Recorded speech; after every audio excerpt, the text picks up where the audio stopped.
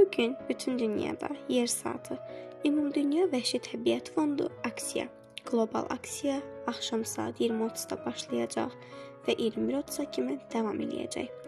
Aksiyada milyonlarla insan eyni anda işıqlarını söndürəcək, iqlim böhranına diqqət çəkəcək. Aksiya hər il martın son şənbə günü keçirilir. 2007-ci ildən bəri keçirilən bu qlobal hərəkat artıq sadəcə simvolik bir jest deyil. Bu, planetin gələcəyi üçün verilən səssiz, amma güclü bir mesajdır. Bu il artıq 20-ci dəfə baş tutacaq aksiyada şəhərlər qaranlığa bürünəcək, məşhur binaların işıqları sönəcək. İnsanlar isə 1 saatlıq enerji istehlakını dayandıracaq, yerə dəstək göstərəcək.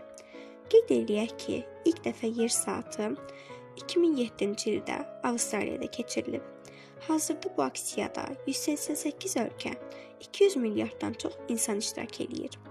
Azərbaycan Yer Saatı kampaniyasına rəsmi olaraq 26 mart 2011-ci ildə qoşulub və ilk dəfə aksiya çərçivəsində Qız Qalasının işıqları söndürülüb.